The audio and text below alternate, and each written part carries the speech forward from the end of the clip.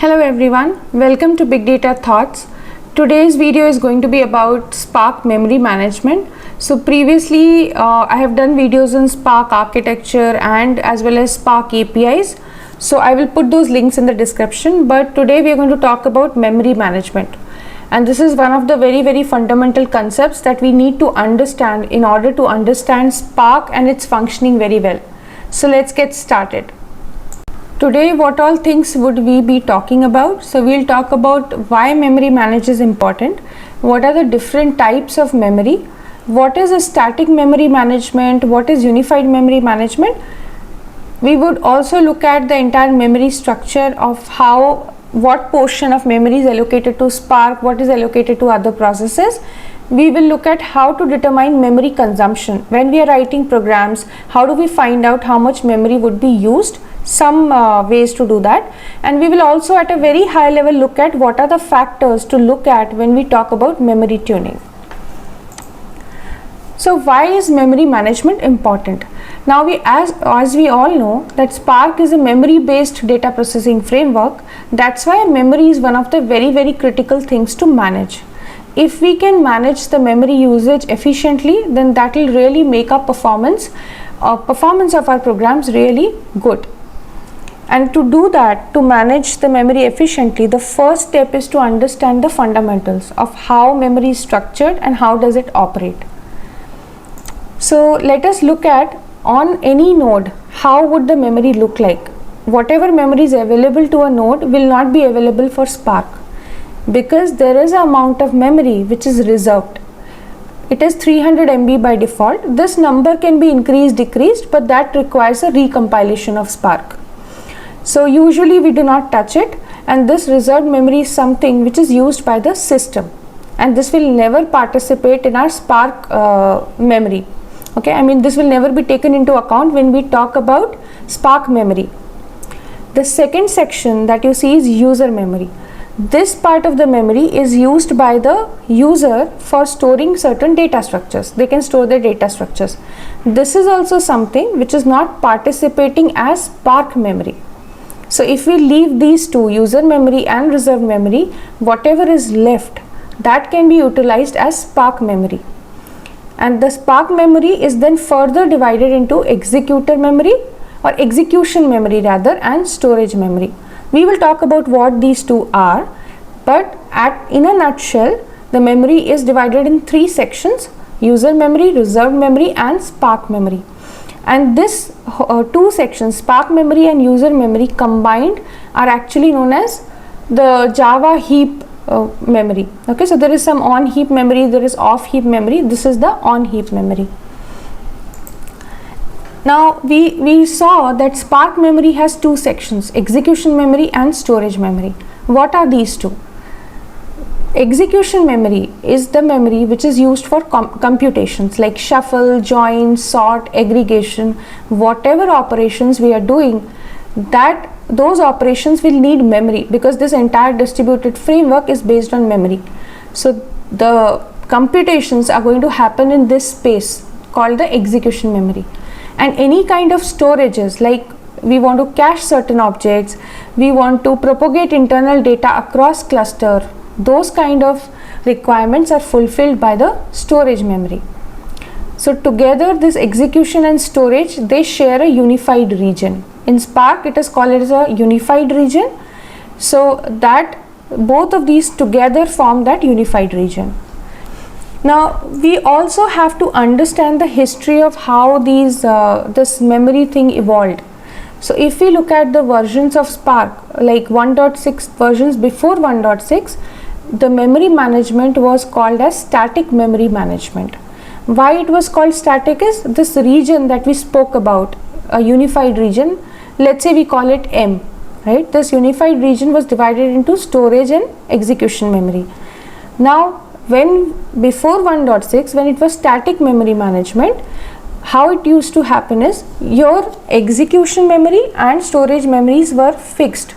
So let's say I had a unified region which is 100 MB. I'm just giving an example of a number. So we could divide saying that 50 MB would be used by storage, or storage would use 40 MB and 60 MB out of that would be used by execution, for execution.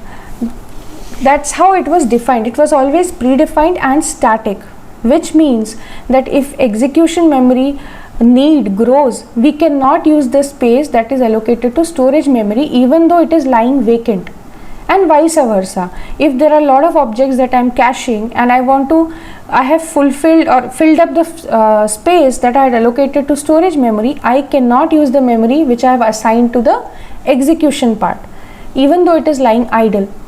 So that means the capacity is fixed. We have predefined how much memory is there for execution, how much memory is there for storage. This was simple to implement, but then it was not flexible, and most of the time you would see that the space is lying idle. So that's why beyond 1.6 and other versions, a new kind of memory management model was introduced, which was called unified memory management, which essentially means that both execution memory and storage memory, there is a percentage allocated to them, but they are not operating as two separate chunks. What they are doing is they are operating like a unified space. If execution memory space gets filled up, it can extend to storage memory space and vice versa, with only one limitation or one cap that has been put there, that there is a certain space in the storage memory which is reserved for storing objects. That will not be used, but otherwise the entire space can be used. So there will be less disk spills. We can support variety of workloads, and both of these execution and storage can utilize each other's unutilized memory space. So essentially the unified memory management that was introduced from 1.6 and above is really flexible, and that works much better than the static memory management. This is how the unified memory model looks like. If you see, this region M is the unified region which has both executor memory and storage memory. So there is a property in Spark called Spark memory storage fraction. This tells us how much percentage of the area would be allocated to this unified space. If it is 50%, we are going of the heap size that we saw. The heap size was divided into three portions, right? The system's reserved memory, user and Spark. That's out of that, the user and the Spark is called the heap space. Out of that heap space, how much should be the unified memory region is what this property tells us. So it is by default 50. So we get this space, and within this 50% we can store both execution memory. We will have both executor memory and storage memory.